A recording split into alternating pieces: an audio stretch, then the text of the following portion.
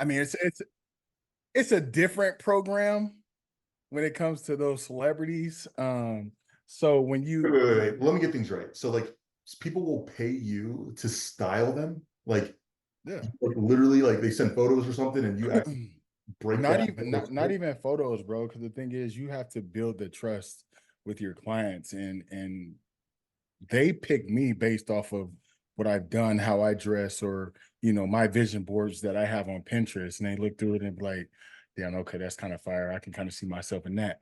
So styling, man, I did this one shoot, um, literally from H&M, literally. So this guy, he just launched he just did an EP. EP is banging. Just got fresh off American Idol.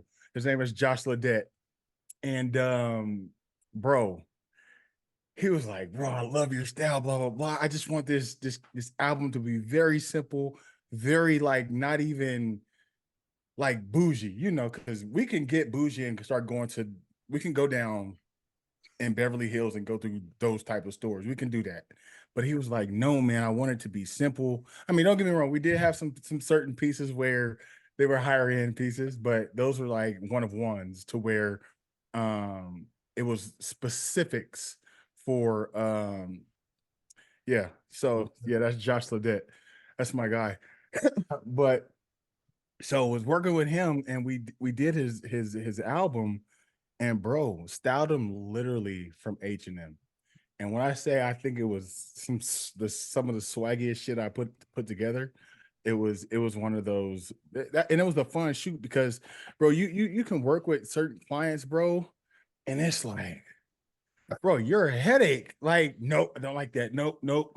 Like certain things are just so like particular with some of these high-end people, and I'm trying to see if his album is on there. Dude, looks good. Like the first thing I say is like, oh, you got some style. Let me see if his probably scroll down or something. I don't know. Just type in his album. I think he might have it on there. Um, In that celebrity circle. I kind of am, but then I'm kind of not. That right there. Go up, Okay. up, up, up, up, up, up, up Oh, not this one? to the left, right there. That black. Click on that. Right here. Black, yeah. So let me tell you something about this. That screams EB. Let me tell you about this. So you see the jacket, right? Mm-hmm. That is actually a sample Aaron Banks trench coat, wool, leather seams. Bro, that's mine. Like that's mine. Like I have that. Like that's mine. So Yeah. um literally when I styled him, I was like, bro, I got this one piece that I'm trying to sample. I'm trying to push it out. I'm trying to get my own thing going. And he was like, bro, let me see it. Bro, he saw it, he fell in love with it. Fell in love with it. So, it's the fashion world is fun, and it's different, man. Everyone has their own style. I was I gonna say, see do you think everybody can pull this kind of look off, or are there certain individuals? No, no. there's certain individuals that can, but then there's just I say 90% of guys just can't because one, a lot of guys aren't confident, or I would say secure enough to go out in the world with their chest all the way out. Bro, I wear vests with no shirt underneath. I wear shirts with zippers that I have. Bro, I went to the Chris Brown concert with a leather shirt all the way open. Like, it's just certain things that you like that right there, that outfit with the vest, bro. That was probably one of my coldest outfits that I love to date. Like, and it was very simple. It's Zara. You know, That is all Zara. I think you and B Henny have probably the best style in men's physique. Brandon got style. He absolutely do got style, and that's one thing you can't take away from him. He's kind of paved his way into the whole realm of putting fashion and putting certain things together. Yeah, Absolutely. yeah. You guys definitely have a unique style, but you can't say it doesn't work. It's just like I like that one. I like that one. this look a lot. It's just like Right. I can't like I don't know. I personally like I Some people can't pull it off. That's the thing. Some people just can't pull it off. Man, Aaron got a cleaner behind him right now. This man. I would get my chains caught in my car, and then I'd be like locking my shit in there and like ripping my Yeah, pants bro. open. But it all comes down to the details, man. And a lot of people don't know when it comes to dressing where to start. Like, bro, like for me personally, I'm always gonna start with either the shoes or the hat. Like it just is what it is. And if Top I to know I'm bottom or wearing bottom up. either or. So if it's like if I know I'm wearing black, oh, that's the easiest route. Yeah, But see, if I'm wearing different colors and stuff like that, you got to play with certain ideas. And the thing is, you can't just always remember some of this stuff. That's why a lot of guys be like, "Oh, he's suspect." Bro, I have a Pinterest, boy. I have a Pinterest board, bro, of like fashion ideas, fashion shoots. Like you have to have these things when you are a stylist, because bro, there's so many different things that you So can it's put changing on too. it. Bro, the trends change so much. That's why this year, thank God I'm not doing the Arnold. I'm going to Fashion Week in Paris. Like I can't wait. I can't wait. I can't wait. see, Cannot wait. my problem ever since I started bodybuilding is my style shifted to muscle, like just Muscle. Yeah. wearing tight clothes. But that's the thing. So don't get me wrong. When I first started to, it was all tight clothes and stuff like that. But you have to understand, it doesn't always have to be tight. It doesn't have to be tight. So when you loosen it up, you got to let your brain just like, oh, okay. I don't want to show my muscles. And bro, when people see me out, they don't think I'm as big as I am because I wear big ass clothes or clothes that don't make me look like I'm buff. You see what I'm saying? So that's why even when I was overweight, 268 pounds, traveling back and forth to LA, styling these guys, drinking, partying, smoking, doing all that crazy shit, people were like, bro, you weren't even fat. Oh, yeah, I was. I just knew how to dress. See, so I also see a lot of issues when guys, they also, I'm not gonna say they don't know how to style, but they also just don't know where to shop. I feel like bodybuilding, we become so, bodybuilders, like we just become so uneducated on what's out there. Like truthfully, bro, my fashion sense is at zero. And that's why I'm like, you know what, for the Olympia, when we all go out afterwards, I want to actually dress up. I want to do Dress something. up.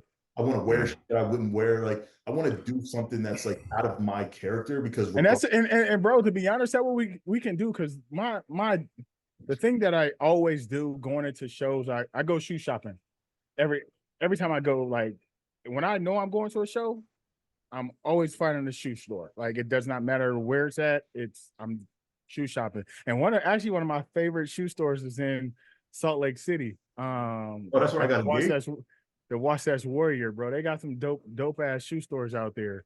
All right, so so first, your top two places for people watching right now, where would you recommend for them to go buy clothes? And don't say Gucci, Louis, none of that crazy shit. No, absolutely. No, I mean I have certain pieces. Don't get me wrong, I have Gucci, I have that, but that's not, to me, I'm gonna tell you right now.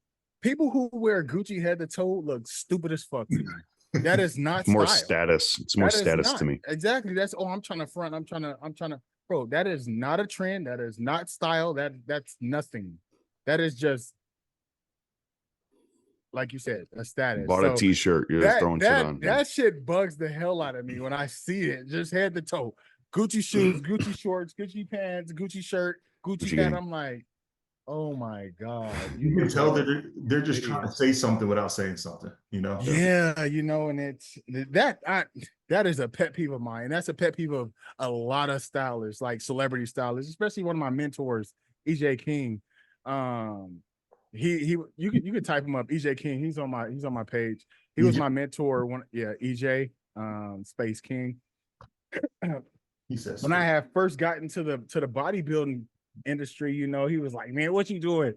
Because of course, coming from being a stylist to jump into this realm.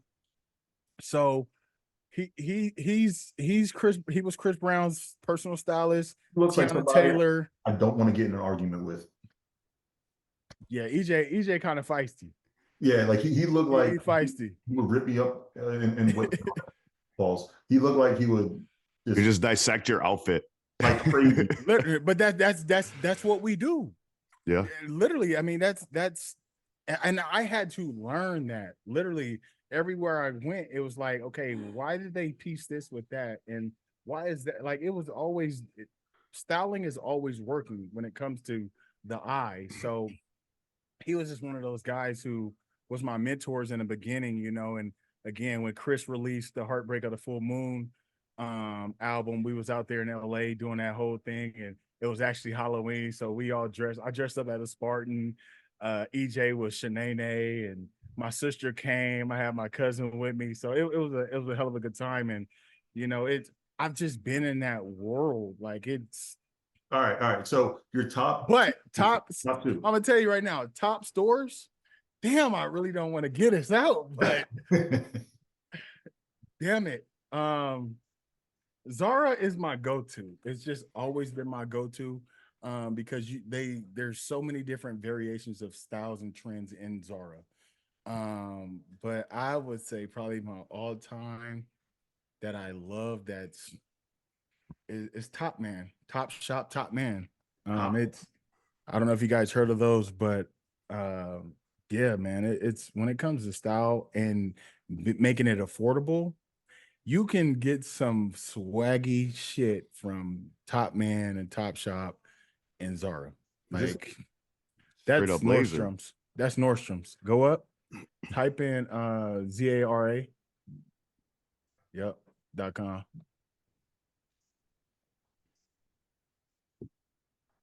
Yeah, that's my. I did go United States. Yep. It's different. Zara is different too. So if you have a sense of style, they have that as well. But even if you're more of a basic standoffish person, they also got style, that type of style for you too. Yeah, I actually, you got the outfits already all picked out too, so you could coordinate it. They style it for you. Yeah, and that's one thing they do. So, like, say for instance, if you're looking at an outfit, they're going to piece it together for you. They're going to help you piece it together. I like this stuff. It's like, it's not bad. You get a nice little blazer for the Yeah, bro. It's not too loud, but it's also like you can style. Bro, and what y'all seeing is very basic from Zara. Zara has more of the streetwear type of clothing. You'll see as you scroll through it, but the thing is, like, I would see something and I wouldn't have the vision until it's in my hand. Go back up, go back up, go back up. Those pants on the right, up, one more, up, right there. Those are the pants. I literally just you just saw. Okay. Just saw those pants. Yeah. So it's like, oh, would I wear those pants? I probably would. You know, I got to see them in person. Yeah. So you know, it's just. I don't know, man. It's a whole different ball game when it comes to you would look clean in that little red sweater, Alex. Look like fucking Mr. Rogers and shit. We should do some type of bet to whoever placed the worst out of all three of us. The winner has to dress the guy who placed last. Oh, I like that. It's gonna be something like that. It's 100% done. So we will 1,000%. I'm gonna put y'all in some damn overalls. That's in now, though. I mean, it is without a shirt. Without a shirt, though. Hey, just wait till y'all see the photo shoot. That's bruh. I did a old ass photo shoot. And speaking of styling and fashion, guys, I'll be the first to admit, I've never been one of those guys who are known for their high fashion whenever they go out. But in the gym, that's a different conversation. And I'm telling you guys right now, Alphalete has truly allowed me to feel comfortable and confident and have other people actually notice the gains when I'm training. You know, I'm very simple. You know, I like to keep things very minimalistic, and that's why I absolutely love the launch that just took place this past weekend, which is the Zero launch. And why it's called Zero is because of the Zero branding. You guys are very simple to me. You guys don't want to necessarily be boastful, but you also want to show off the muscles that you have and feel comfortable and confident in wearing the best material out there. I'm telling you guys right now, check out the Zero launch, check out Alphalete, and use your boy's code Alex at checkout to save some money. My personal favorites of this launch are the ribbed tanks. Trust me when I say, guys, this is going to be an absolute game changer. This is the shirt that's underneath the shirt. This is going to make you feel comfortable and confident. Also, the tanks, guys, hear me when I say it. Your arm days and shoulder days will never be the same. They also have really cool loungewear that you guys can wear after all the hard work is done. You're sitting down, relaxing, watching some football, and just turning your brains off for the night. So again, it would mean a lot if you guys can support your boy. code Alex at checkout will save you 10%. It will directly support me. And again, if you do use your code, make sure you tag me in my Instagram so I can personally thank you. All right, back to the episode. Dumb. All right, now that everybody now knows how to dress, let's take a quick second to catch up. But we feel like we haven't had an episode in like 2 weeks. What's funny is, Joe, the amount of messages that I get when we don't have an episode. I think people think we hate crazy. It. It's like, like we're all falling apart. It's like, where are you guys? You know, so it's kind of cool. One, to know that people, not gonna say rely, but look forward to our content, you know, as they're going through their processes or their preps. But I promise you guys, the only reason that we have missed, we only missed 2 episodes, by the way, in the last like 5 months. So literally, but like I said, we got to realize we're literally all 3 in different time zones, and there's so much going on, whether it's my businesses. Drew literally just bought new teeth. ERIN last week got new eye surgery. Literally new eyeballs. Yeah, like literally. So like it was just making sure that everybody's time matches up. We try to set a same time for every week, but sometimes something obviously falls on that time. But first of all, Drew, let's see the smile. Gee, that boy got that Colgate. Look at that. So this is something I've been wanting to do for a long time, and I finally pulled the trigger. And I always thought the process, like going to another country, right, the labs and everything, they get it done quicker. Me, I didn't want to travel. You know, it wasn't, you know, it's just something that I didn't want to do, especially for the Olympia prep. But I had a good friend of mine that I actually met through coaching him. His name's Phil. Started working with him a little bit, and he's a super cool guy. You know, he has his show coming up here soon, but his wife does these. So he's a guy who I was talking to, and he had a lot of just chipping from playing basketball and stuff like that. And I was an athlete my whole life, wrestling and, you know, getting my teeth chipped up, and, you know, they weren't bad, but they were something that, you know, for what I do now, I just wanted to have a little bit more confidence in something I lack confidence in. So getting these done, I got 10 veneers on the top, and I just did whitening on the bottom. But I want to give a shout out to Dr. Gretchen Yarborough. She's in South Carolina. So I went over to South Carolina. We made a trip down there, and she's at Peak Dental. So that's the name of her business. So if anybody's looking to get some new teethers, shout out to Peak Dental, you know, the implant smile studio over there. I want to give a shout out to them. They did a great job. They made this difficult process easy, right? So it took 2 visits, but the first one is mainly filing down the teeth, getting impressions, and then sending them out to a lab in California, and then getting the porcelain veneers made. And you know, I love it. So it's something that I'm definitely happy that I did. It's life changing, and I can't thank her enough. Yeah, and that's important, bro. So I'm happy you actually gave her a shout out, because that's something I was even looking into. You know, I don't have bad teeth. It's just I know it's the same thing. I think we was all talking about it in the group chats. Like, it's also something that, I mean, out of everybody that you probably could possibly think of, I love my smile. Like, I love it to death. But it's I thought you had them. That's the thing. Like, I thought you had them. Heck no. I've never even had braces, bro. No. That's crazy. So like, but the only thing that bothers the shit out of me is when I turn to the side and there's this damn gap right there. It pisses me off. But straight on, I'm like, oh shit, let's go. Yeah. But you know, to the side, it kind of bugs me a little bit. But you know, it's just one thing that I've looked into. But I mean, I've had multiple people be like, bro, do not touch your teeth. Just don't. It ain't even. It's not. You have the perfect smile. Like, I don't. Yeah. See, so. And this is why it's important, because like I said, I was looking some stuff up to try to even figure out whether or not I was going to pull the trigger on it. And I remember there was at one point I was so against cosmetic surgeries and, you know, small procedures. And then I got to a point when I think, like, especially as bodybuilders, you're like, we are so unhappy with our physiques so much more than realize. So it's like, why not invest in something that's going to make you confident consistently? Like, even if 1% every day, like, not even bodybuilder, just as a human being, bro. If you could wake up literally 5%, 10% happier every single day because you made an investment in yourself in the way that you feel, and that's going to translate to your confidence. I cannot stress this enough. You guys got to make sure you make those investments, because you only live life once. And I'm telling you guys right now, if you don't do that, you're going to literally.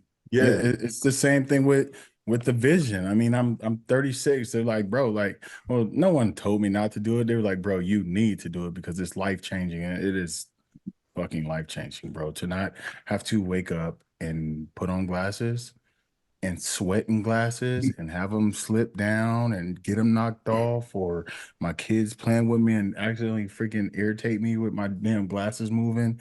Bro, it's life changing. It's absolutely life changing. And the thing about it is, it's like, bro, like, and somebody even said this too, like, bro, like in the middle of the night, what if somebody was robbing you?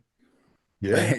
You gotta go fight. You gotta pick your damn glasses up. And I said, yeah, that right there kind of makes more sense than That's old. every other thing. So I'm just going now. I can just wake up, open the eyes, and grab the gun, and we good. Like we good. So, but you know, it's life changing. If you guys are looking for LASIKs, that's another route. Well, it's not another route. It is the route to go if you want that 20/20 vision. And literally, there's no downtime. I was literally in the gym literally the next day. So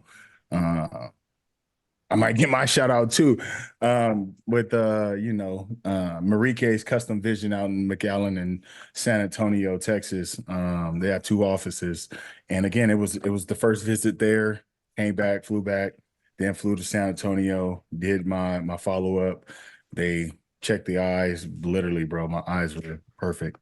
And also, guys, realize like we don't make money from giving out shout outs to the people. They're just happy with work, right? Understand? They're just happy with work, and so. But the thing is like it's not even that we shouting them out to kind of get a plug or we got a code. It's not that. It's literally like, bro, these people change your life. Like they're and I don't know about Drew's people, but bro, these people were really amazing people. And he's one of those doctors who's done over 75,000 operations. He works with the Texans. He works with the Spurs. When I say he had every jersey of Tony Parker, Ginobili, like bro, like everybody goes to this guy. Yeah. But he treats you like you're not just because he's passionate about what he does, and that's the same thing with getting any of these things done. Yeah, man. So they're amazing. With everybody, we're just under now 5 weeks out from the O. It's kind of crazy. Yeah. I got something to say, man. How you feeling?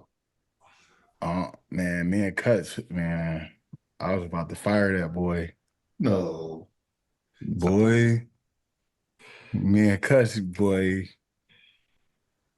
Hold on. Boy. I can't tell if you're being serious or. Boy, that boy put me on 6 lows. I said, bruh, you do that one more time. And he did it again. So I went 2 weeks with 6 lows. I said, he's like, you want that title back or what? I said, okay.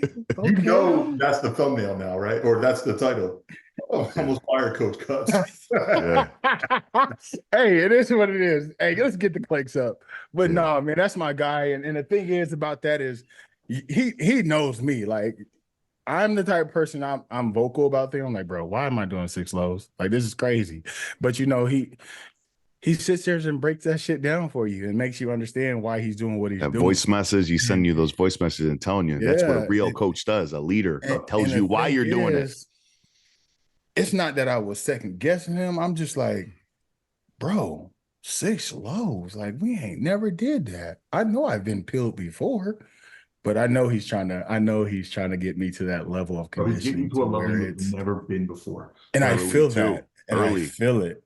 I feel it. So it's like, okay. Well, I'm about to knock you out. You do this one more time. We go another week with energy. You won't have energy to knock them out. You're not gonna have no energy. Damn carb in your body. Yeah, man. I love that dude to death. He goofball. And the thing is, man, like in order to not go catabolic, you really just need that kind of one high day at the right time to keep things. Yeah, true. Right. Like it's like we're at a point now. People, I push hard for my clients when I'm like 9-8 weeks out. Like I'd rather question. Yeah. How many calories are you guys on right now? Oh, bro, I'm low. I didn't fully do it, but I have my carb sources are this: 30 grams of oats in the morning, and then 90 grams of rice in meal 2, 3, and 4. None in my final meal. I have 5 meals, so I'm digging right now. So like, this is like we just made that adjustment 2 days ago. I've hit 2 new lows. Keep in mind, my problem is I'm already at my weight of where I was going in for peak week of like my previous shows. So right now, my main thing is kind of like recomping or slowly coming down, then a massive refeed of like 3,500 calories to try to keep my body alive. You know, and I feel good. How do you feel when you do that that high of a refeed?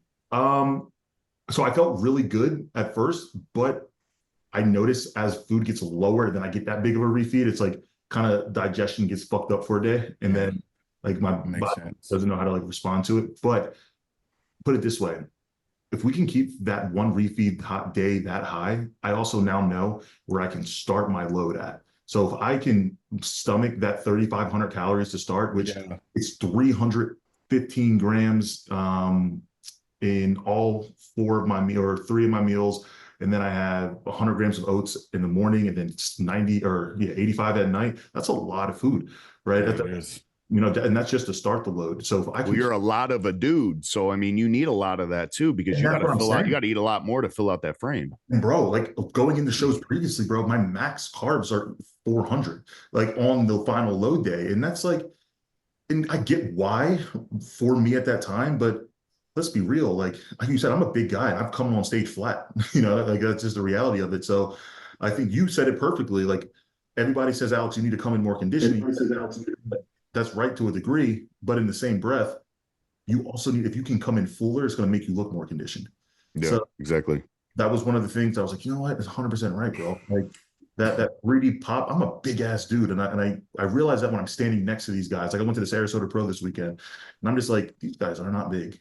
Like, and Well, that was a conversation I had. I actually had an interview this morning and talked to, I don't know if I'm supposed to even put this interview out, but I'm just gonna say I talked to these people, and we were talking about the Dubai Pro. They were like, "Bro, like you look like a freaking monster." Like some of those guys up there were 6 foot, and some of those guys, like you made everyone look little, and I was like, I mean, going into the Mr. Olympia, you know, it's like they've told me just pull the conditioning. But to be honest, when I pull the conditioning, it's only going to make me look freaking bigger. Yeah. Yep. Well, it's an illusion. So make you look ceramic. So I'm excited to see what it does, you know,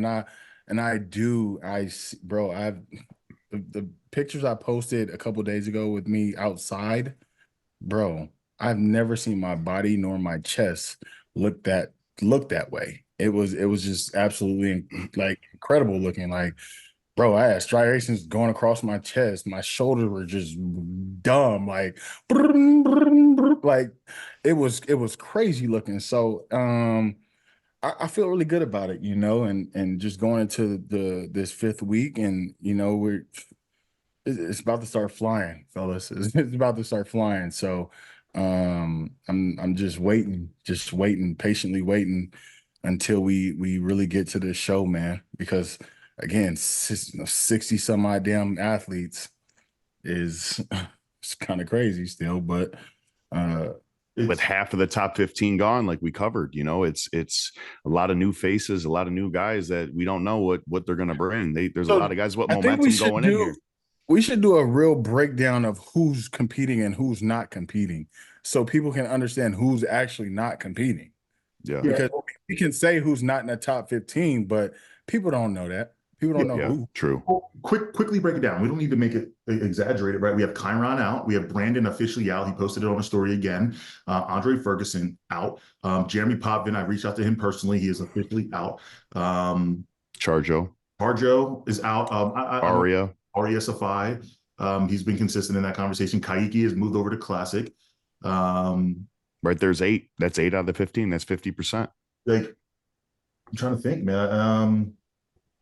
And I'm sure there's guys we're missing too in general who just simply hasn't qualified yet. But nonetheless, you know, that's guys right there who have easily been consistently in those conversations, right? So it just opens up a lot of opportunity for new, young, hungry guys to make a name for themselves. And obviously, let's be real, it does kind of solidify you know, the guys who have been consistently in those call outs prior, you know, kind of puts them in a category of their own to a degree, because the guys who were giving them the biggest run for their money are kind of out of that conversation now. So absolutely, like, so we have a lot of opportunity, and this is a year for like somebody like Corey Morris to break into that top, you know, 2-3 conversation.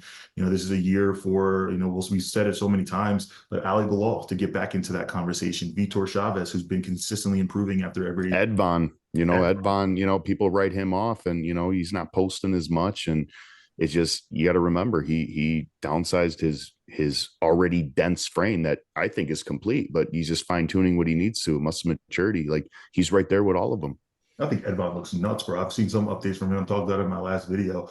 Dude is never like, even an off version of Ed Von is still where he needs to be. He just before the reason why he got moved back from 5th to 11th because he just put on so much fucking size. He's big, dude. Yeah, pound for pound with his height, probably one of the bigger guys. Him, Carlos, you know, just very full and complete. You know, there's not really a weakness anywhere. It just comes down to peaking, you know, and then his weakness was size. So, you know, he could hold it. So he just has to, you know, downsize it a little bit and just, you know, fill out that more mainstream look.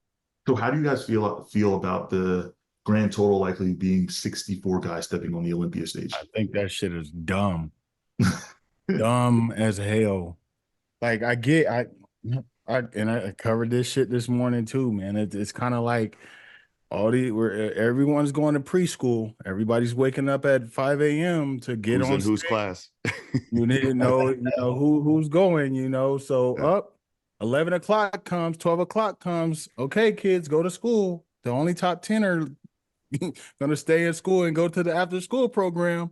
Yeah. So it's kind of like when you hear people say the Olympia or some of these promoters and people at the Olympia say the Olympia loses money every year. This is why you're paying for 60 some odd people's flights and hotels when it should be in reality the best of the best. That's not the best of the best. That's not. Just because it's 60 something people, that's not the best of the best. The best of the best is personally, it's top 20. That should be who's battling for the men's physique Mr. Olympia title, not 60 some odd people. I think that reimbursement should be that top 20. What do you mean? Like, you know how everybody gets their flight paid, you go to the Olympia. I think that after the show is said and done, the top 20 should be the ones that get reimbursement. So then the money could kind of, you know, they could use that. Get it reimbursed. Yeah, but everybody does. I'm saying only reimburse the top 20. So then you got those 42 oddball people that you could be theoretically putting that towards the prize money for the top 3, you know, and that as a whole would make it a little bit more prestigious. I know it's the Olympia. It's still the most prestigious show. And like you said, the Olympia is losing money because they're reimbursing everybody and the prize money is a little bit lower. But the IFBB as a league is making money because of all these other shows that are putting on promotions and pay-per-views and all that throughout the year. That's where it's bringing in the money. So for Olympia specifically, I think the top 20 should only get the reimbursement. Yeah. I like the idea of putting, if you were to do that, to put that money towards the total prize, because you're putting it back in. It's not like they're profiting more money. It's just, you're giving it towards the guys that are, I wouldn't say deserve. Everybody's deserving to be here is what I'm saying. But what Banks is saying, it's just that to be elite at that level of the most prestigious show in the world, top 20. And I agree with that. What would you recommend? You could even argue top 30 within the 50% of the best of the best. That's what I would say. Then what would you recommend in order to bring this list down? Because I think everybody's complaining about the number, but nobody's throwing out solutions. No, I kind of spoke about it, and I think I told you guys about it. They need to have like I can understand the top 10. Like a playoff. Yeah, like the top 10 should be safe, but going from 11 to 70 people, they should have a preseason game. Like okay, let's go to the pre-Olympia and settle. Let's pick maybe 20 more guys to go to Olympia to advance. Yeah. Like there has to be a tournament style or something to where, bro, this right here, and it's crazy. The judges don't even want to sit there and fucking look at all these fools go across the stage. Like, do you think when the judges sit there that long and watch everybody's routine, that it could be such a distraction that it really kind of, I wouldn't say blinds them from some of the top guys, but do you think that it could confuse them a little bit seeing all these other guys walking out? I don't think they're there so long. You got to realize they're human, bro. Like, Like there's no chance in there. Like I can't imagine them remembering 64 guys. That's what I'm saying. Do you think that can, obviously they're taking notes, but sitting there, let's say the average routine is a minute or a minute and a half. This prejudging easily will be no less than an hour and 20 minutes just for individuals. Yeah. And to me, so a guy that comes out, it's going to have to be like an initial, like, wow. And then within that hour, think about the first guy that just came out, like that peak, you know what I'm saying? And then they could change. And then it's like in that lineup, like, it's so confusing. That's what I'm saying. Yeah. To me, but then it's like, okay, you got these 60 guys, right? But then you got me dispersed in the middle of that crowd. You got Ryan Terry going at the end. You have all these other top athletes. You got Corey, you got Emmanuel, you got Diogo, you got some of these guys that are dispersed in there. You really think they finna be like, oh, he looks better than him? Oh, hell no, that's not happening. You gotta be next to him. So that's the hard part. That is just the hard part of having 60 bodies on stage. It's to me, it's the stupidest thing. Like, I don't understand it. Yeah. So I think the last Vegas Olympia, I believe there was about 68. I don't. Yeah. It was up there, man. I remember being there for prejudging, and I know bikini followed after that, and that was in, I think, the 70s. I'm just like looking at Bob Ciccarello. He's sweating his ass off on there, and then they take a 10-minute intermission. I'm just kind of like, you ever look at something so long and then you just start seeing stars? Yeah. Like, I feel like that's how it is. You know, like they're just looking at, like, you know, the lights, the physiques coming out, and it gets to a point to where no matter how invested you are, it does become boring. It does. Yeah. And you guys, even for us, like I'll never forget. Bro, it's boring for me to sit back there and just be like, okay, Ariel, what do you want me to eat? Rice cake? Yeah. Okay.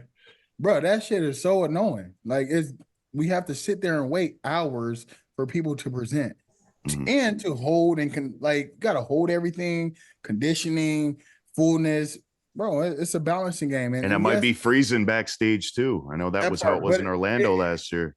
It is a part of the game, but bro, that's not a part of the game. 60 guys is not a part of the game. Yeah. I mean, it's a competition. That top 10, 20 is still going to show, you know, regardless, but it's the extra athletes, I would say, that, you know, we all know the guys that aren't going to be in a top 16 no matter what. It could just be structurally or conditioning or what.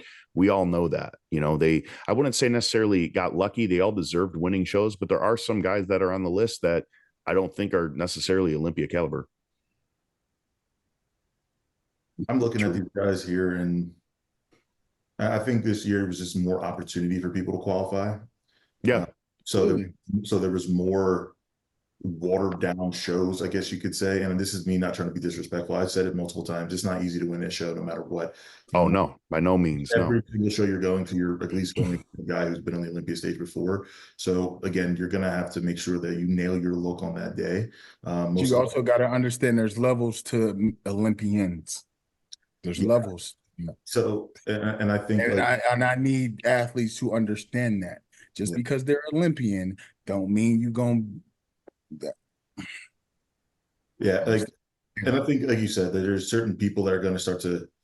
At the end of the day, there's 64 here, but there's going to be guys who you know, the cream of the crop will rise. You know, it happens every Olympia. You know, maybe there'll be a guy who should have been in the second call outs, but he falls back to the third call outs, right? But when it comes to the top guys, the guys who are vying for those, you know, top 10 spots or whatever it might be, typically they get that one right, you know? So at the end of the day, even though it's more people than personally as an athlete I would like, I still think it's going to be a phenomenal show. Like I said, a lot of opportunity for these guys, and it's just simply going to come down to who sees their opportunity. You know, like, again, last year's Olympia was about who missed or who was off compared to who was on. You know, there was more off than on, and that allowed other people to rise. And now, same difference here. A lot of new guys, they can be on, they can move up. Like, some guys can be off and they can move back. It's just now at this point, it's a balancing act, and it comes down to who's most consistent and who nails it. Absolutely. All right. Did you guys see the Sarasota Pro this weekend? I didn't. I watched a little bit of it. I saw who won. Yeah. Do you guys have any initial thoughts before we dive into it? Let me play this real quick and see it, because I didn't get a lot of the information So from this show. Yep. So quick rundown, guys. These is the first call outs. We have Dustin Alves all the way to the right. Got some fire shorts on. Then we got Diogo. We call him Bosa or Basa. One That's CUTZ guy, isn't it? Yep, CUTZ guy. One in on him. We have splitting center. We have Ricardo Sinet, and then we have Barack King, and then we have Pooh, and then we have Alex Rogers on the way to the far left. I think it was a pretty solid first call out. This was the exact first call out who I thought it was going to be. So it was no surprise. And I do think that the battle was between 1 and 2 this entire show. I think that those guys did separate themselves from the pack. Yeah, I did think Dustin Alves, who did come in third, looked good. He just needed to be a little bit tighter throughout, a little bit tighter, but it's a conversation he had backstage, and there were some variables that they changed, but dude looks phenomenal, man. I know him and Ben, they've been at it crazy this season. So the fact that this guy is consistently in a top 2-3 call out at every show he's done so far is pretty impressive. When I look at Bosa now at the far right, dude was full, like one of the bigger guys on stage, without a doubt. He's always just lacked a little detail. That's it. I think he was conditioned. There's no question. I just don't think the detail was necessarily shown through. He had a good job contracting his midsection for a second, and then he would let it go, and then it would look a little, I'm not gonna say soft, but it like I said, lacked the detail through the serratus. Barack King, he's consistent, man. What do you guys think it is with him? Is it just like a structural thing that allows him his shape? He has a bigger waist, and I think just needs a good muscle bellies in the back, just needs a little bit more density. If you look at like Alex or you look at Ricardo, their flare and their taper is just that much more prominent because their waists are smaller. Now Barack may be the widest guy on stage from shoulder to shoulder in the back, and he has a very dense frame, but he does have the biggest waist in this lineup, and it exposes him. Yeah. And then obviously with Ricardo looked good. I think he looked better in Tampa. I don't think it was his best look. I could be the lighting, but I did not think it was his best look. I thought his chest was a little flat. So that was the biggest thing. But the venue was definitely unique here. So take it with a slight grain of salt. But look at that little ass stage. Yeah, it was really small. And for a lot of guys, it was really small. That's the first thing I noticed. I was looking at an amphitheater, and it was cool, but it was just weird. Like it was hard to explain. But were you there in person, Alex? Yeah, I was here. So the biggest thing I told Ricardo this backstage was, brother, stop engaging your chest. Like it not only was his chest not full in the first place, flexing it. When he flexed it, it forced it to roll up here. So as you can see, striations are popping out. Yeah, so it's a little like deformed here, and that happens a lot of times when he's over flexing. Guys, remember in men's physique, there's only 2 muscle groups that are flexed: your midsection and your lats. Everything else needs to be relaxed, calm. Your shoulders need to be pushing or against your lats. That's how you get them to pop, right? Everything else should be relaxed. If you're over flexing, it'll show on stage, and that's how it happened for him. Now, I'll be 100% honest with you. Alex Rogers looked absolutely insane. Like when he walked out, I was in awe, and mainly because I've competed with him multiple times last season, so I knew what his physique looked like, and I also know how much it improved, and this was hands down his best look to date. Detail was there, fullness through the chest was there. It's always been a strong attribute on him. I do believe when he does San Antonio next week that he's going to be the guy who qualifies. But who's doing it? Alex Rogers is doing San Antonio, and then who else? You have Alex winning that show? Without a doubt in my mind. Alex winning the show. He's going to be going against, I'm not even sure if he announced this yet, but the list will come out by the time the video. So Josh Guidry decided to jump into that show, and then Diogo jumped into the show. Diogo who? Right here to the left. Oh. Basa. Yeah. He jumped into it, and I think he told me, I mean, looking at these guys right now, my eye goes right to Alex. You got bro, the fullness in the chest, you got the taper. He's standing there effortlessly.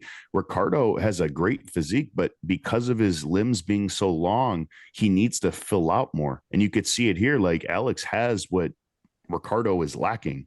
yeah, That's why, to me, I was giving it to Alex immediately when I saw these photos. I thought it was Alex. I know Alex doesn't need to bring up his back. That's still something that he needs to work on. Even though his back isn't bad, it's not bad. It's just there's more density that needs to come through. Ricardo definitely won from the back, but Yeah. The knockout shot that Ricardo typically has from the back was not as apparent this show comparative to it was, for example, when I seen him at Tampa. Because of flatness, you think? Yeah, Being flat, like he over dieted to where he was peeled, but he just didn't have the pop. Yeah, and that's the biggest thing. You can see his physique look. I'm not gonna say tired, but it wasn't brought to life. And I've seen him pumping up backstage before. I'm like, what the fuck is this? And I never got that crazy wow factor from him. From the start of the show. Dustin's back's starting to look like Ben's. Ben, no, it's so funny. Did you notice that? I was just looking at him like Dustin has like a Ben back. It looks like Ben from the back. I literally told Ben's mom at the show, I was like, it's crazy how every single one of Ben's clients pose start to look like him. Just like him. This is wild. This is like it's crazy. But I actually think I was favoring Dustin's back the entire show. I think Dustin had the sharpest core. Yeah. I think it just comes down to also the chest. He does have a bigger waist and just he's more straight on posing. I think he's right there though. I mean, it's these other guys, like nobody had Alex coming in this on paper. It was a battle personally for me. It was going to be Dustin and Ricardo, and I'm like, you know what? Ricardo's has some momentum with all these second places that he's been getting. But I mean, Dustin took that break and he came in even more polished. I thought this was Dustin's best look, even looking at it right now. He had a lot more density in his back. I think this was his fullest look. I still think, at least being there in person. Look at his abs here, just like how I know it's a blurry on the cam that I'm watching, but you look at just the core and the tightness. Alex just has the most tapered waist and the most complete front. Like that to me is men's physique. He's effortlessly posing. And bro, his footwork, everything. He looks good. Alex stopped on my house today. And I was talking to him about it. And I was like, the one thing that you separated yourself with on stage was how effortless you were posing was. You were very comfortable in your shots. Yeah. And when somebody like Ricardo, whose weakness is his posing, right? It exposes that. Like when somebody's uncomfortable posing next to you and you are comfortable, that's a massive push, in your direction. So he just controlled the simple variable. Like his transitions too, that back post, see how he just is smooth. That's clean. That was clean. That's the Raymond. Yeah. Yeah, it is Raymond. Yeah, that's who it is. I was trying to put my finger on it. Now he looked dope, man. I'm impressed with him. I competed with him many times. He always had a great structure, and I always questioned like, why is he not placing better? But when I started seeing him in person, we did Chicago Pro last year when I won, softer. That's what it came down to. And obviously these shows, it was a lot of conditioning last year. He finally put it all together, and you could definitely see the size that he added. Full lunch tray, muscle belly chest. Like he's complete. More density to the lats and just upper back, lower back, just have it even more dense. I think he's going to be, like you said, that guy to beat next weekend. Yeah, I was really impressed with him, man. And I just want to simply end with this. He took a year off to prioritize. I wonder who else is going to jump in this show. Well, there's not many. Like, you got to realize, like, who's been running it already. I think everybody at this point who hasn't been running it is simply going to jump into the shows to qualify for 25. There's no more big names, guys. That's the last show, right, Alex? Yes, the last show to qualify. Just to make it clear for all the people that are viewing this, the Olympia cutoff here. Yep, it's the last opportunity. But like I said, Alex took time off to prioritize some of his weaknesses, and it was very apparent that he did that. And also he took time off to prioritize his family. He's having a baby. Like a lot of these things where he prioritized the outside of bodybuilding first, and I really believe that's affected him in a positive on the inside of bodybuilding. So really cool. Massive fan of him as a person, his overall physique, and I think he's going to go really far. And I do think I have him, winning that show come next week. But I wanted to also ask you guys about this Hong Kong Pro Show, if my computer ever wants to load. About which one, Alex? Hong Kong Pro. Now, guys, when I mean I've been getting emails about this left and right. I can't stress this enough. You guys remember we talked about Raul? We talked about his posing, gave him some recommendations, yada, yada, yada. I want to play this briefly, and I want you guys, before you guys even know who the winners is, who would you have winning this show? And we'll start from that. So Raul's all the way to the far left. We have June all the way to the far right. He was second behind Thanos at the Olympia. Oh, I'm sorry, at the Tokyo Pro, that's the show. This is first call out? This is first. Yeah, this was first call out. I like the dude on the left splitting the middle right now. Yep. Right here. Yep. Okay. That's exactly what I was going to say. So I actually believe he placed third. Oh, Get wow. the fuck out of here. Yeah. I got to see the back now. Yeah, you got to see the back. That's the thing. That's what I was waiting on. A lot of people got good fronts. I was looking immediately at the fullness. Every guy's full on stage, but I was looking at the taper from the shoulder to the waist. Where'd he go? He got a nice back. Detail. Right. Dude got a crazy back. I think his name is Yoshi or something. Dude got a crazy back. He could drop his arms a little bit more though. Yeah, his upper is very, very dense. But when the guy in the middle, you go to that lower back, his lower back far on the right. Yeah. All right. So remember, where's he? I think this is the guy, right? This is the guy you had. And then this is the guy, June, who was second to Thanos. This was Raul. All right. So what do you guys see here? I think a lot of the guys the one guy that's peeled doesn't have enough size. The guy with the blue and the white shorts in the middle, I think, has the most complete back. I'm watching this. The shorter guy, I think he does the Superman pose here. Here? Yeah. He posed on a different side when he first came out. He was doing a Superman. He had the most complete back, but he's not as conditioned. Yeah. He's posing different now too. I don't like his core just genetically, and he's flexing that pec. A lot of these guys have very similar physiques, very full chest, but they have their shorts very high. Dude, Asia has probably the prettiest midsection, like you said, skin. They have a very unique look. June in the middle needs to. Okay, who won? Who won? Is it the guy that I'm talking about with the Superman pose? None of you guys talked about the guy who won. Not one time have you brought up the guy who won. So that's why this show had a lot of controversy. We'll briefly explain that, but the guy right here, so right now he's one outside of the middle. He won the show. Bro, look at that gut. He's not holding that. Look at that stomach. He needs to keep that tight. Bro, what? Yeah, so he won. No disrespect to him though. Not like, I don't want people to come at me, but so he won the show. What? He was sharp from the back, but I didn't think he had the size in the back. I was looking at him. Now Man. I see him there. He's not holding his poses. He's hard. He's hard. Like, that's what I do see. He's hard. And then hard don't win shows. Second place is right here, June. Another second place for him. He's actually coached by Neil Yoda Hill. Okay. I think I've seen him before. And then fourth place was Raul. A lot of the controversy. He needs a tan. Yes, he does. And I said that's first. I always noticed that. I don't know if it's different over there in Asia, but they need to start tanning, bro. Yeah, it's very apparent, especially when you don't have a lot of muscle in a certain area. Don't exaggerate put on good light. For that to be in second place, I mean, to me, he's the best front shot in the show. Where's the guy who won again? The guy with the blue and the white shorts. Right here. He's sharing the middle right now to the right. He's full as a house and he's hard, but the core. I see why he won. I'm gonna tell y'all when you go back. All right. Well, I think June right here has the best front shot, personally, in the show. He kept changing it. Okay, though. Pause it right there. Pause it. No, he does not. Look at that chest on a dude who just won. Look at that shot. Yeah. But the thing is, he didn't hold it. On the video, he's not holding that. So they should be judging against that. Like that, it's called presentation. Presentation. If you can't hold it, you can't win nothing.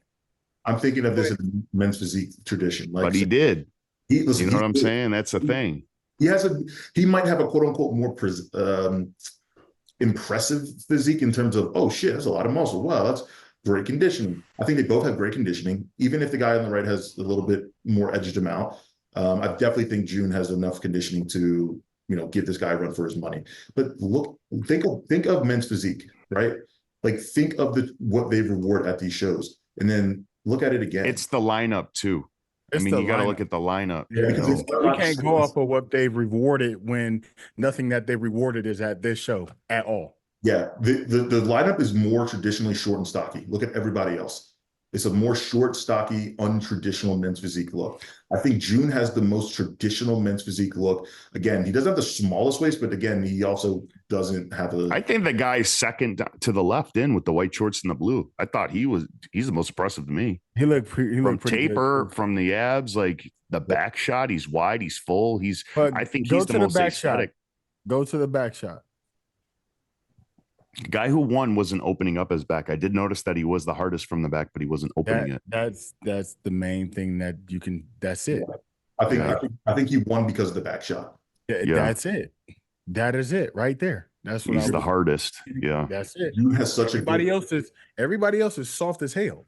Yeah, from the video, from the back. Yeah, when he stands out and he's hard from the front and the back, bro, it's all about the completeness. You know what I mean? And we guys think of Raul right here. I think he's watery and sweating like crazy right now. So a lot of he needs that. We talked about him the last time when he was holding the medal when he posed with the one hand. I don't like the Superman on him. When he held his medal up with the hand on hip to where he angled because he has a thick oblique and he turned more, that's when he looked more impressive. But you got to understand again, and this is why I hate this damn front shot. Andre did it the best, and if you're not mimicking Andre's footwork, do not do it. Only if you guys can pull it off. Like, not you, Alex. Yeah, and Alex, don't do that. I'm telling you. Don't do that. You can pull it off by your own terms, but the judges aren't going to like it. The only shot I'm hitting is the one Tyler Manning. Yeah. It's the only shot that matters. Exactly. But save everything else for Instagram. Actually, it makes sense after you played the video a little bit, and as I'm looking, he won based on how hard he was conditioning and the harder look amongst those guys. Raul's whether he had the men's physique structure or not, he was the best guy on that day, for sure. But don't bring your ass to that Mr. Olympia sucking wind like that with that stomach. That's gonna put you in 68th place. That's not gonna help. Practice your posing. His coach made a video. Raul's coach made a video after the show. He was getting feedback from the judges, and the judge, said something similar. You said needs to bring up a little bit density to the back, and he looked like he had a little bit of a layer over him. And he also continued to say that he overheard a conversation happening that the promoter got word from or a judge got word from a higher up. That's the exact words that he used, to not place him higher. And I'm curious to know what you guys think of this, because that's somebody in their feelings about a loss. Yeah, I don't see that happening nowadays. I mean, it may have happened 15 years ago, but today in this day and era, if they would have been higher up, they would have been not going for that shit. So whether you heard somebody kind of say some shit, no, you wasn't there. You probably heard something from somebody else. Telephone. And then tried to. No, if you wasn't in that conversation, shut your ass up. You don't know if it happened. Yeah, you don't know. If a bear shits in the woods and nobody's around to hear it, does it? Quit assuming stuff. That's the problem in the world right now. We like to assume, and we like to just point fingers at why this and why that. Man, just take your loss and try again next year. Yeah, and what I mean, guys, the amount of ass that we got to cover this show was astronomical. I couldn't even wrap my head around it. I've never gotten a request to cover a show like this before. And it's wild to me. Not only is the international community that like invested into bodybuilding, but they were truly I invested. do like this guy right there though, Yeah. next to the dude who won. I That's do what I like was saying. Yeah. his front shot is nice. He work on that back and that detail and bring that density. He got a nice shape. Yeah. He's wide, It's like a Joe wide and Manji. full. Yep. That's what I was going to say. And that Yeah. core sharp too. I mean, like you said, it's maybe pull the shorts down a little bit more, get more of the torso. Yep, get that taper in there. Yeah.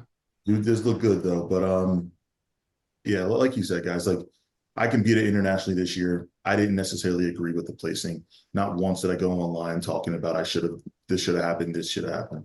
The reality was I wasn't undeniable. And because of that, I just understand that there's more that I need to do in order to be, in a situation or not put myself in those kind of situations.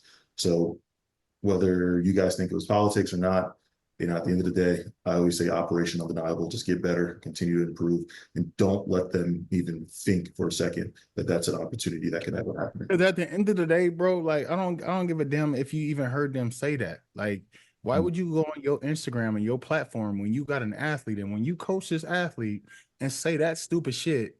What you really think gonna happen to your athlete now? Oh yeah.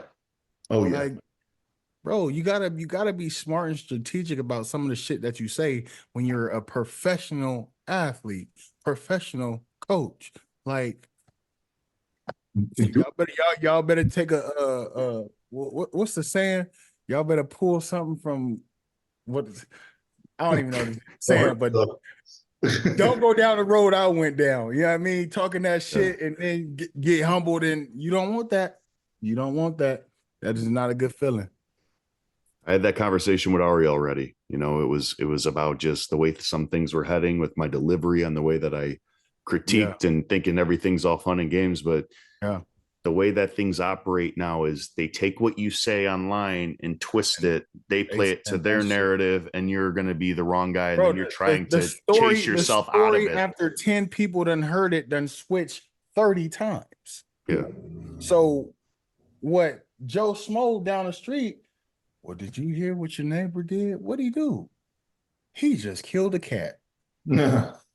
But the cat wasn't even, it was just dead by itself. Yeah. I just picked it up and saw it. That's all they said. No, he killed it. No, he killed. But when people, it's a true story. When people start, Banks was the neighbor. When people start, you knew that way too well. Nah, man, I was just throwing out the scenario. But that's the thing, man. It's like people when they have these conversations and then it goes to somebody else and goes to somebody else. The stories change way too much. Way too much. Yeah, don't clear up anything because they're going to believe what they want to believe anyways. Then you put yourself on the line. It's like, then you get frustrated and then you start digging yourself a deeper hole, right? Let them do the talking. It's easier said than done. I know we all been there. I have my emotions high, especially in prep, and there's a lot of things that I want to say, but we're better off just putting our actions to work and just making a difference and doing shit. Bro, I learned to shut the fuck up. I trust me. Sometimes it slips, but now from just experience. We've talked about it. Growth as a human, bro. Like, and as a man in general. Like, if you don't take your step back and reflect on life as a man, you're never gonna get to the point in life where you're good. You're always gonna be in that shithole alley that a lot of people don't want to be in, but they just don't know how to get back because they haven't sat back and realized what the hell that they're doing versus what everybody else is doing. Fuck what everybody else is doing. Worry about yourself. Okay, if this is not going that way. Okay, let me take this step back. Let me maneuver. Let me see what I got. What's the goal? What's the goal? Like, what's the plan? What we doing? Okay, now I got my plan in place. Boom, now I'm out that alley. Yeah. But a lot of people just don't want to take that step back and realize people never learn how to get out of it, so they're stuck. But once you learn how to get out of it, you can apply it to other situations. As I've been making more content about the division, for those of you guys who actually watch my content, I try to keep everything positive. Even when I'm saying a critique about somebody's, you do. You do, and I be like, boy, I be talking to myself. I be like, if this fool don't say something, bro, did you just say he look good? I'm gonna slap it. I said, you over here trying to act like Chill. Art McGrath. Act like Art McGrath. Everybody look good. No, they do not. I'm gonna put it this way. When I critique physiques, they're pros for a reason, right? So like if you turn pro, there's a reason you turn pro, right? Like on a day, and no. Yeah, I'm just saying, No. especially when you're an Olympian level, and I'm covering a lot of these guys, you're an Olympian for a reason, right? Yeah. Like I don't care who you are, you might not look good in the eyes of Aaron Banks, but in the general population, No, I'm just saying in general, because that's the thing.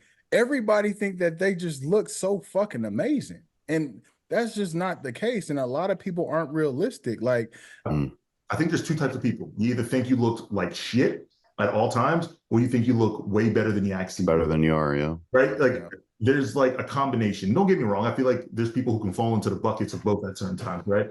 But good and bad days. You wouldn't even think in the beginning, even as confident I was in 2021 as my rookie year, I didn't think I looked that good.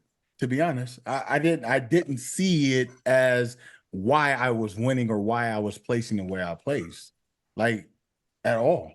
And then when they started talking about, when I started hearing Tyler say structure, like his frame, his flow, that's when I'm like, okay, this is why they rewarded me. But in the beginning, bro, I thought I was like, I didn't think I was shit. I was just like, okay, I'm getting lucky. Got lucky again. And then when I won the New York Pro, I was like, bro, it's something that I'm not catching on, because again, you got to understand, I still didn't know a damn thing about bodybuilding rookie year. So I'm just going through the motions as an athlete and not understanding, one, the criteria, the judging, nothing. I'm just getting on stage and presenting, and was half-ass presenting at that. So it was I don't know. So going forward, I learned that, okay, this is what they're saying. They're saying that my structure is superior. It's a good look. It flows. It yada yada yada. So that's when I started to run with, okay, ain't nobody fucking with me. I'm that guy, like, and then I had to tone it down, but I still have that mindset of, okay, they still love the structure. The structure is the structure for men's physique.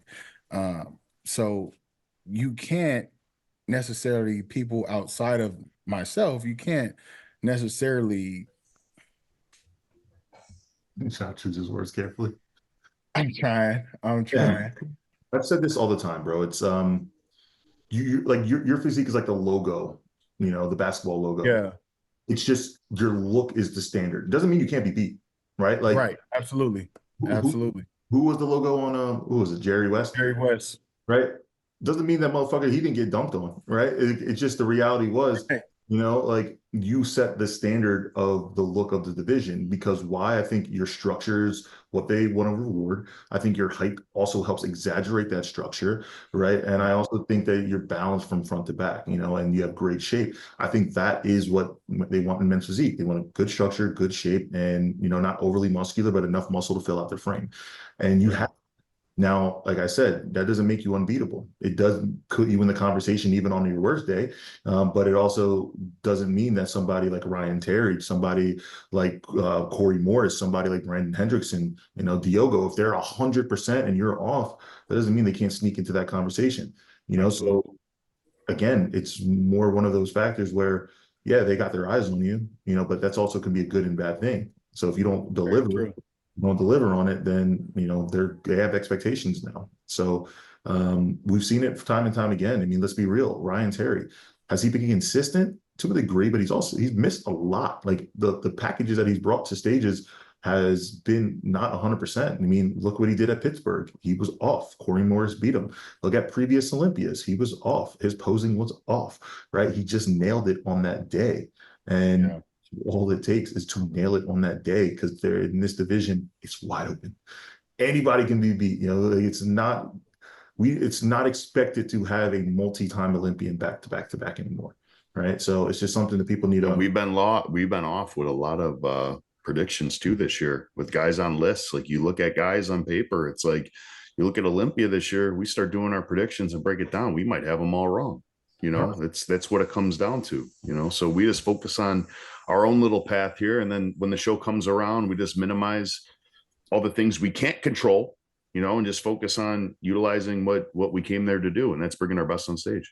And that's all it is, man. Like, we do everything in our power to bring the best package that we can to the stage, and we control all of our variables and trying to minimize some of the outside distractions. All right, let's jump into some questions, and then we get out of here to watch some football. Sheesh. Yeah. Boy, my little homies from Fresno was popping off yesterday.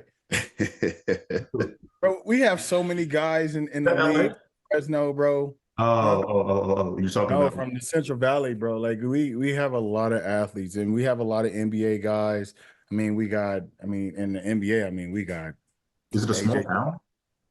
No, we got probably about 550,000.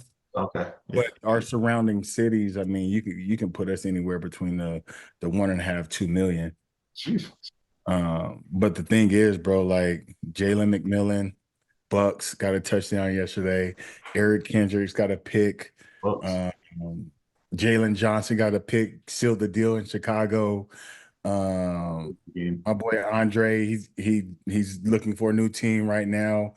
The Cardinals lost, but bro, we got so much talent. I mean, we're not even gonna talk about the NCAA, bro. We have numbers in the NCAA right now. You got Jalen, who played for the Rockets. You got Quincy Poindexter played. You got bro, we got Squad Paul George, and all those guys came from Fresno State. So you were pretty good at football too, right? Yeah. So I mean, I saw the highlights. I got some decent highlights. I was a pretty good ass outside linebacker. Like, I'm not gonna say I was a 5-star. I would probably say I was a low 4-star at that. I ran a 4.52. I mean, my jumping ability was crazy. My side to side, my lateral was nuts. But then I also played quarterback. I was a left-hand quarterback, bro. I had offers from freaking Michigan and all types of shit, you know. So it's just, I don't really talk about it because it's high school. What is that? Like, I don't care. Like, all right, next video, we're pulling up your highlights. I remember seeing I got the whole highlight film. I'll just send it to you. All right, I had some little things in there. Bro, I did not look how young I was. Probably still 6'2", high school. Hey, let me tell you, because you know it was some people who try to look me up in my numbers, you know, saying that I averaged this and averaged that. But bro, back when I was in high school, bro, not huddles, but what's the other? Max Preps had just started, you know, coming out. So a lot of my stuff was never recorded, you know.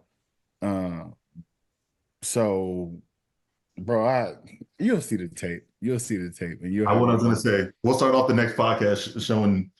I just remember how tall you were and how tall you looked like compared to everybody else. That's the one that you remember. Yeah, they were all in a story, and I was watching them. I'm like, I never knew this. I'm like, this is crazy. Yeah, I looked like it was AI. I'm like, damn, you played football like that? Yeah, I wasn't. When I was playing football, I was probably around like 190, like 185, 190, 6'1". So big ass high schooler, bro. But the funny thing is, I didn't grow that to that height until like my junior summer, bro. I was always the smallest kid. Always. I know you said that. It was weird. I was always the smallest kid growing up, and my cousins were always taller than me. They would always pick on me until I had that crazy little spurt. I went from like 5'7", 5'8" to 6'1.5". I was like, yeah, let's get it. Now, your parents tall? My whole family's tall. My uncle was. I'll show y'all this too. So my uncle was the first guy to invent the 540 dunk.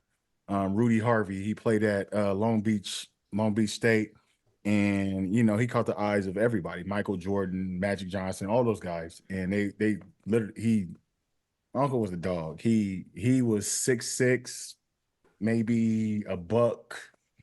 I don't know how much he weighed. He was like a buck.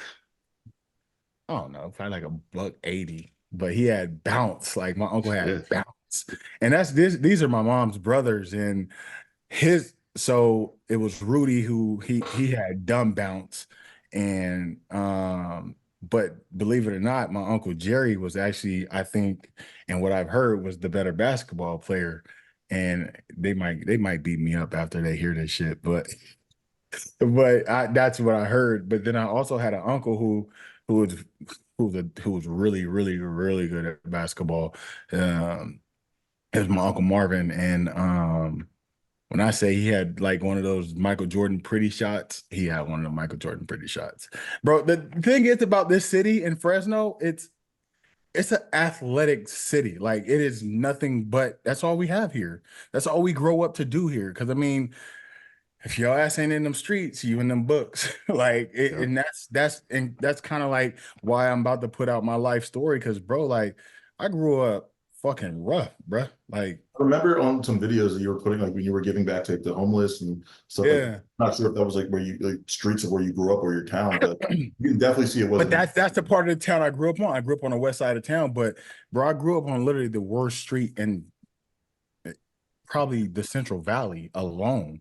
But in Fresno, bro, they had to block the damn street off. Like they had to, bro. I've seen, like I said in my post, bro, I've seen dead bodies. I've seen crackheads. I've seen heroin shooting. Like literally, I'm standing right here. The lady's right there, just tweaking, just shooting. She didn't give a shit. But that was like right in front of me. You know what I mean? I've seen cops jump over my fence and shoot another guy just because he's running from it. Bro, I've seen the craziest How shit. old were you? Were you just a kid? I was a kid, bro. So all that happened before I was 9 and 10. You know what I mean? And then my parents, you know, was fortunate enough to move me to the better side of the city where I learned how to politic, you know. So and learned how to kind of carry myself and get in different conversations, you know. So a lot of I have my boys, even when I would go around like, boy, you talk like a white boy now. Hey, it's okay. It is okay. But when I get mad, that other side come out. But it is okay to kind of change, you know. And it's very fortunate enough that I did make it out, because a lot of kids they don't make it here, bro. They don't. I get that my entire life, bro. Like they think because of the color of my skin, I need to talk a certain way. Yeah. I'll never. I mean, I've always gotten that, bro. If they only knew where. But that's the thing. Like, if I bring any of them homies with me, they won't even know how to have a conversation with the people that I'm sitting with. Yeah. It's like, shut your ass up. Don't even say that, because you wouldn't even know. You would just sit there like you a bodyguard. Like, and that's the thing. But no, man, it's all fun and game, man, because when I did move to Clovis, it kind of changed me. I was still one of those high energy kids. Like I said, my desk was outside from 7th to 10th grade. I was just one of them kids that just wanted to be a class clown. Like, I didn't give a shit. Like, and you know, I had to change because of football. So if I wanted to play, I had to get them grades right. Discipline. That's what it is. So we need more of in today's society. Those characters playing sports, they truly translate into high characteristics for bodybuilding. You know, I'm a firm believer in that. So that's always been something that I think allowed me to transition pretty smoothly from being a collegiate athlete to now being, you know, a full-time bodybuilder. All right. I feel like we've answered this question so many times, but advice for someone getting into bodybuilding for the first time. Hire a good coach. Hire a good coach. Hire a opposing coach. Make sure you really want to do this, because this shit ain't cheap. and even at the level that I'm in, Alex, Drew, like this shit is not cheap. So you have to have a solid support system that's gonna back you.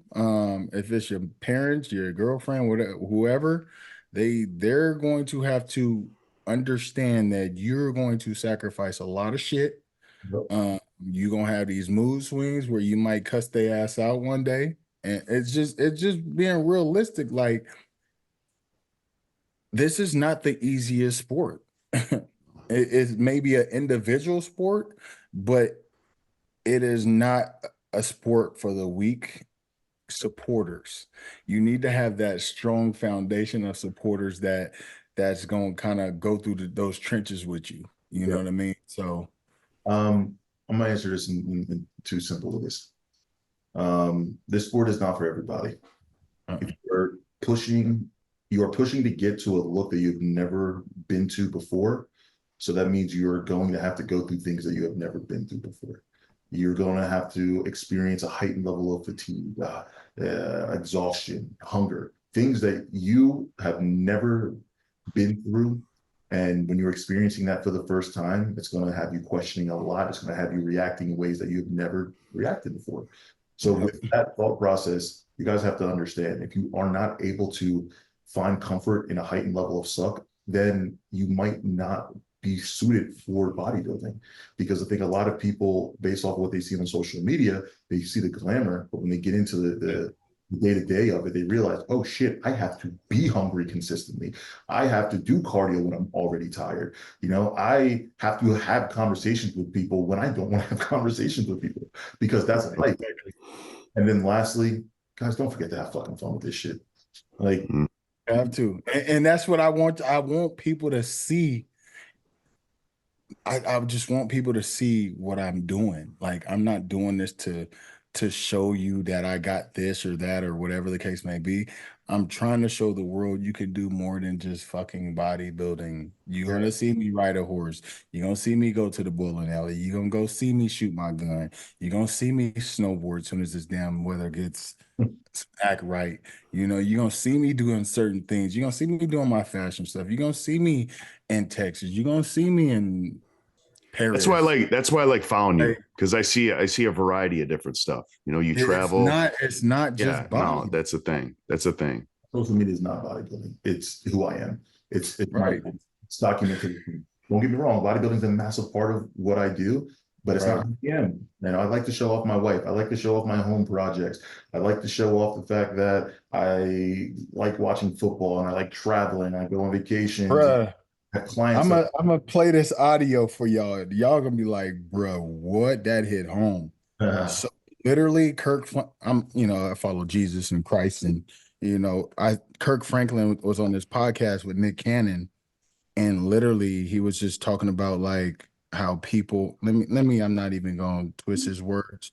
I'm just gonna let y'all hear it, because I like, people really do that. You know what I mean? So you just resonate with it. It hits. Let me find this real quick. Yeah, I'll say this to wrap up before ERIN plays his audio. Guys, you choose to do this. Like, don't forget that. Like nobody held a gun up to your head and said, yo, you should be a fucking bodybuilder.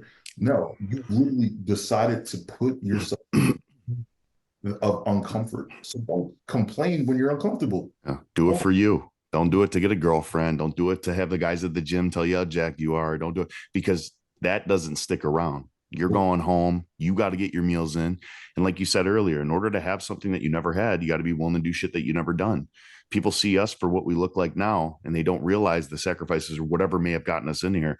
Being maybe a failed D1 athlete or getting injured and then going to bodybuilding. We all do this as an outlet to other things in life. Like, I used to do this to manage my stress. I used to do it to manage depression.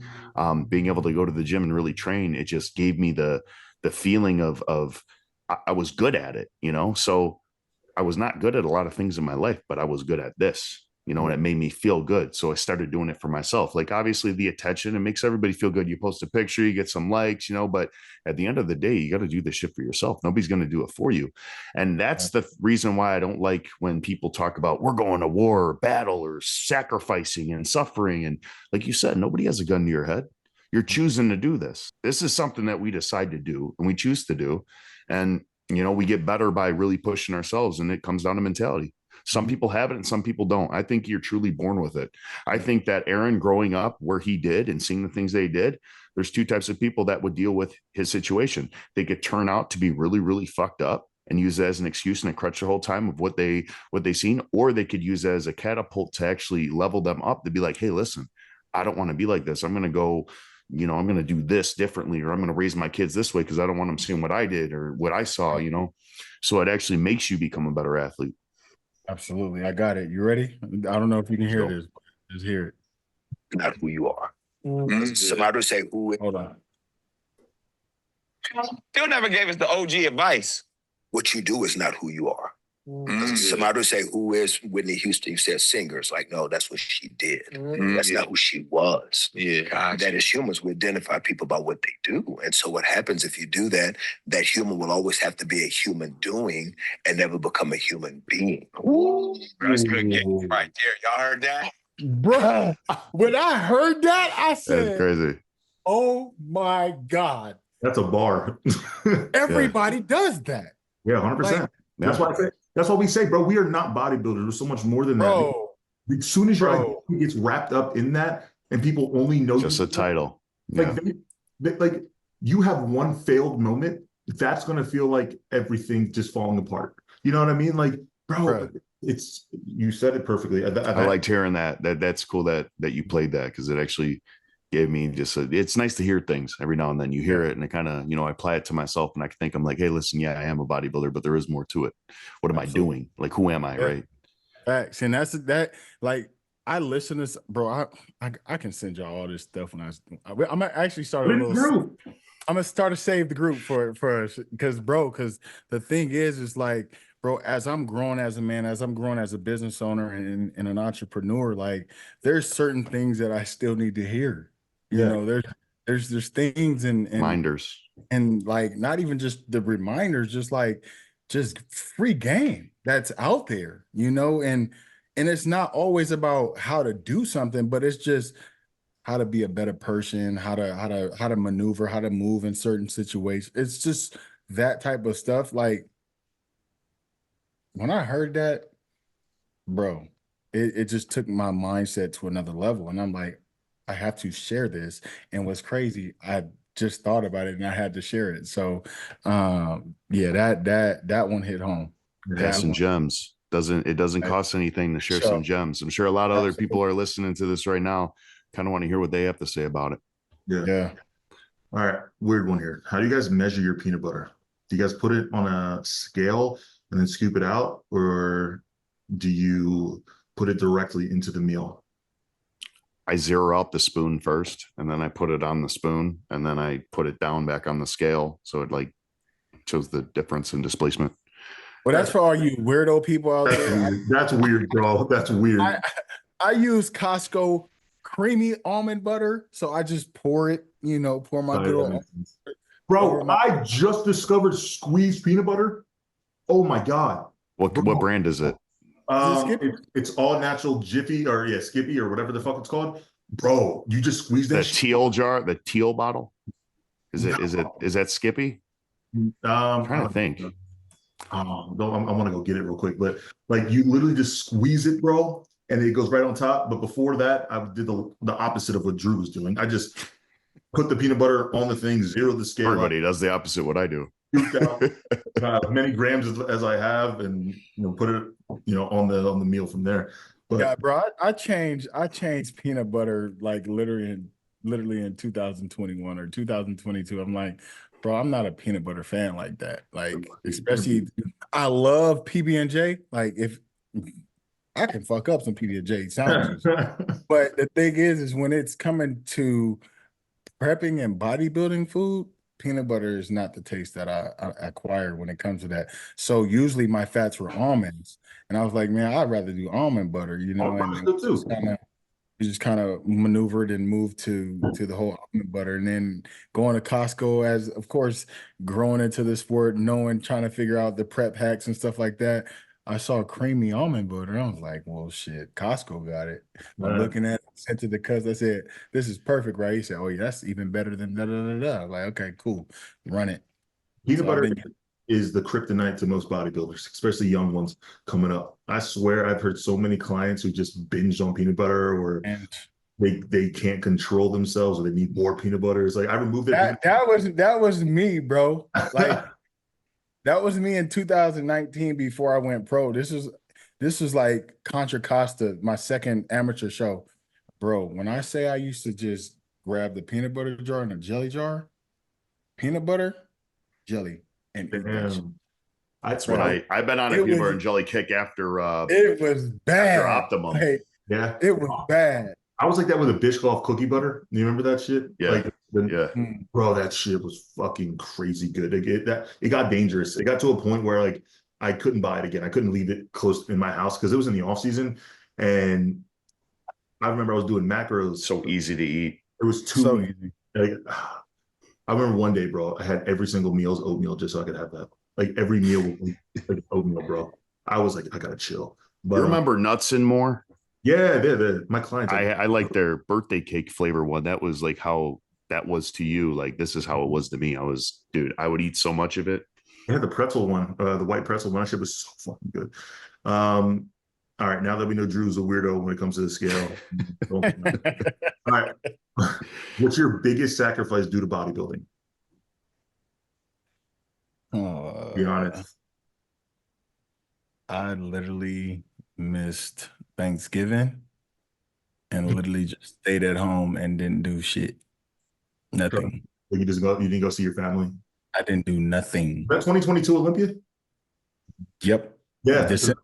That was prepping for the Olympia, bro. I was so pissed. I felt the same thing. My family. I was irritated. Like I told y'all, like my mom froze the freaking Thanksgiving food. I'm like, no, you're gonna make that for me for Yep. as soon as I'm done making that.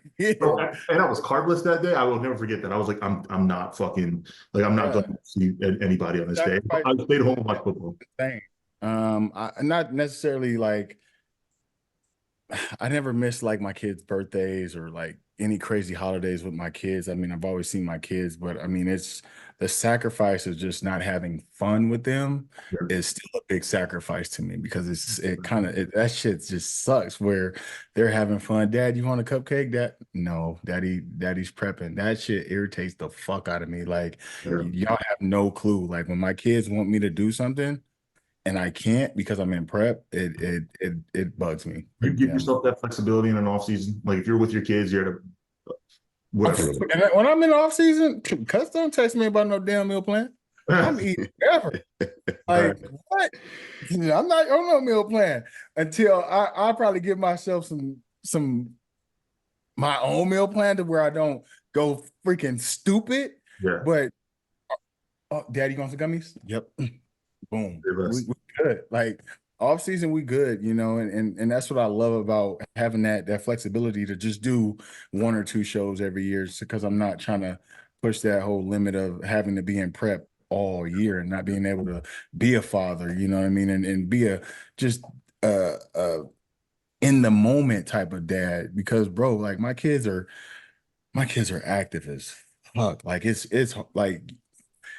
And I ain't really said nothing about it too much this year, but my kids are in every fucking sport, you name it right now. I remember you were telling us how much money you had to spend on what, cleats, bat, whatever. Oh, you wanted every color. My son wanted every color cleats. I'm like, son. And then he looks at me like, what, Dad? And you don't go get it. Go get it, bro. All right, Drew. I would say just limitation with what, like, for example, food, being social, going out when you're dieting and you have to meet a certain amount of, you know, your macros or whatever it may be, and your training, it limits you a lot to being free, going out on a date night or doing something that you and your family have planned, or a wedding, or, you know, a guy's trip, like a bunch of guys hit you up. Like it just limits you with a lot of things, even for bodybuilding, traveling to shows and things like that. It becomes a hassle to prep all your meals and, you know, fly and then get into a hotel and then you find out they don't have a microwave and then you got to go buy one. And then it does suck and it adds up. But I learned how to time manage over time of doing this so many times. So I kind of researched beforehand, but I mean, I don't have too many obligations as far as like, I don't have kids, you know, I don't have too much going on. You know, I spend time with my family and friends, mainly just, you know, FaceTiming and things like that. You know, I used to completely cut out everybody And that wasn't the way to live life. And I'm actually a better bodybuilder now, keeping things in there. But I would say that the biggest sacrifice is just, time management and doing things that I want to do, but I know that I'm limited on. Obviously in the off season, I could do that and then I get a taste of it. So it's harder to kind of get back into the in season. But even in my off season, I'm training to improve. I'm not a level to where I could just kind of have a free diet. I'm still trying to improve. And that's where I made the improvements to my physique this past year. I got to take my off season serious. Yeah. So it's like a never ending prep. It's never an off season. It's just the phase of prep to where I'm not getting shredded.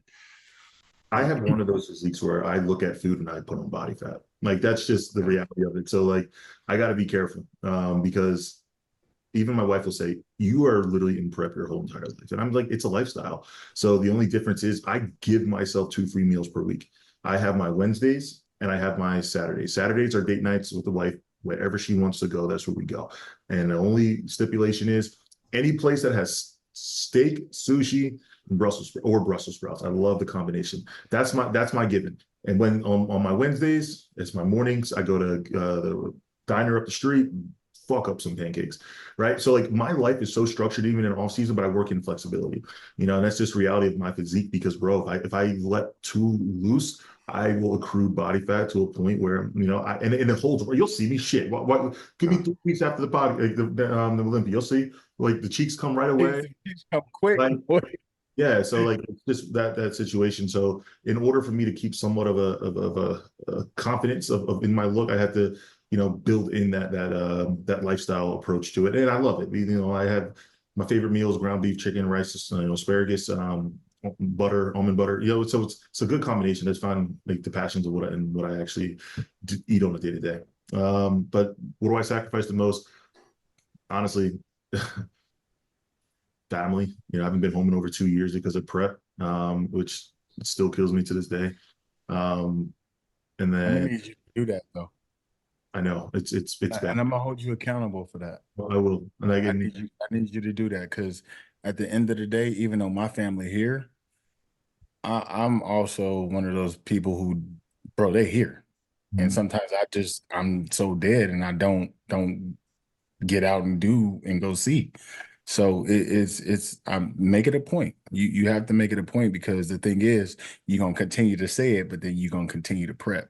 And my biggest fear is, bro, the only reason I will be going home is going to force to go home due to an emergency. Right. And you don't want that, because then that's going to be in the back of your head. Exactly. And then the next sacrifice is actually something that you gave me a reality check on. So, again, it stemmed back in the conversation that we had with me missing the kids. Like, I know my kid's birth, for the Olympia, and like, I've realized after that, I was dead serious. I was dead serious when I said that. I know you was. I was like, this boy crazy as hell. So like, that's when I realized I have sacrificed my wife. Preparing. My wife has sacrificed so much, but that's why I am making a move next season for that. I am prioritizing that. I'm setting things in motion, and I'm putting bodybuilding, on the, not to say back burner, but I'm putting my family, my future first, and then bodybuilding worked in around that. And I have not done that in my whole career. My wife has sacrificed so much, but not after this Olympia. All right. If you get a steak at a restaurant and it's cold, do you send it back?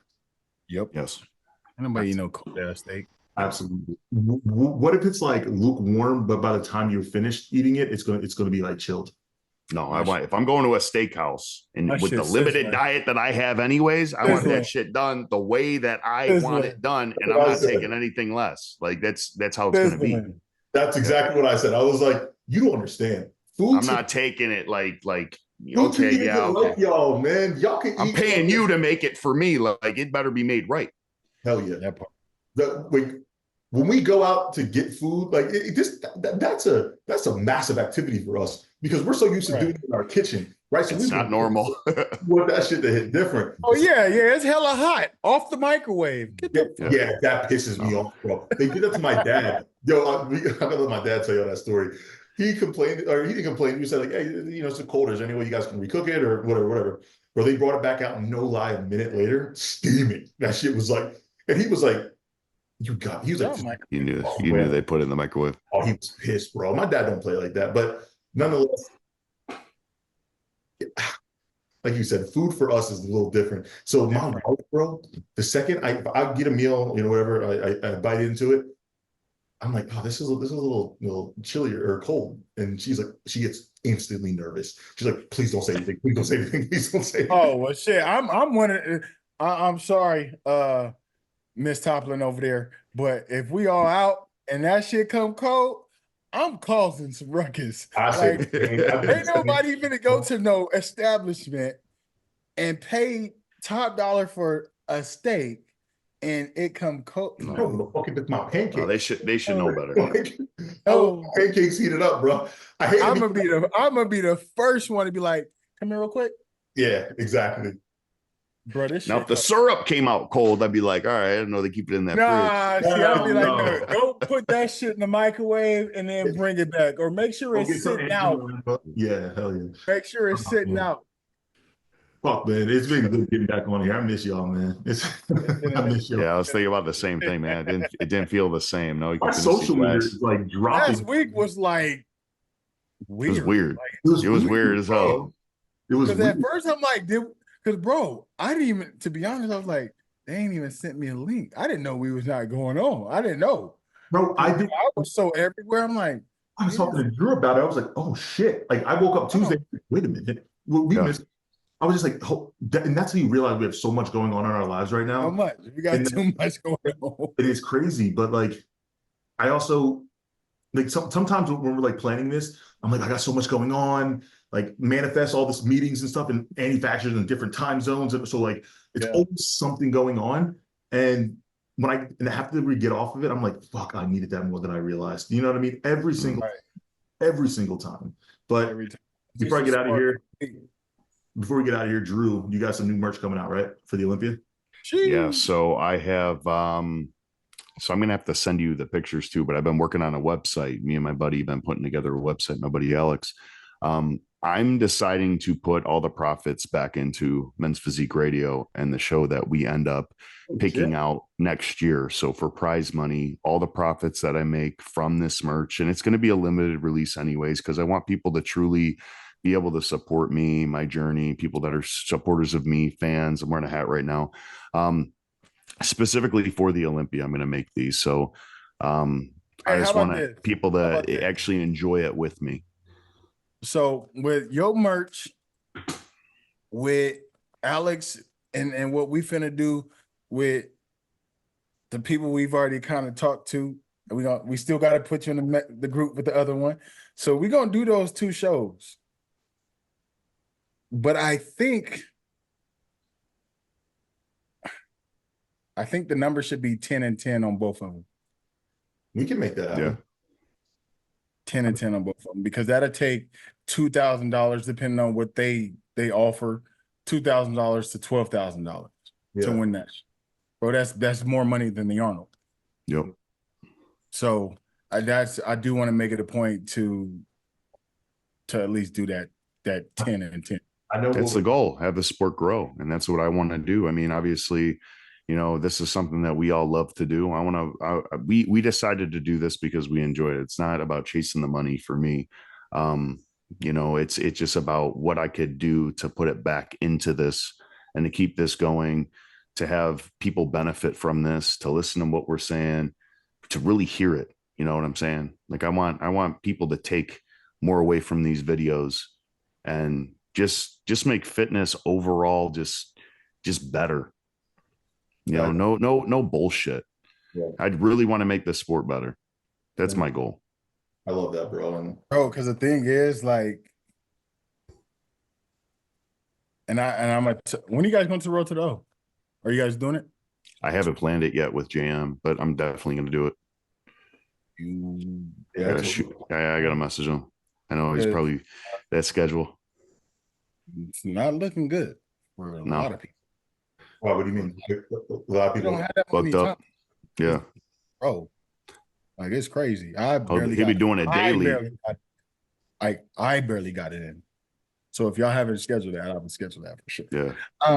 But I'm gonna talk to the Manions kind of about what we talked about with that promoter and see if we can bring that division to to that show because they don't have men's physique, and it'll be super good for us to partner with that show. Yeah. So I want to do shit that's different that nobody's doing, bro. And it's not easy. which we are. Yeah. I mean, we're going down the right path, and I don't like to be identical nor the same or even close. So that's why I always think outside of the box as well when it People comes don't to realize that we're putting a lot of fucking money in now. So like to make this shit happen that we're getting done, like people don't fucking realize how much money that shit's gonna cost. And it's like, that's what I'm saying. So like we are literally trying to completely change this division for the better. Like we always say we don't make money on this shit. We literally lose money on this shit.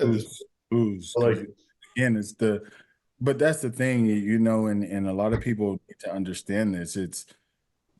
They may see us being successful. Drew got a new car.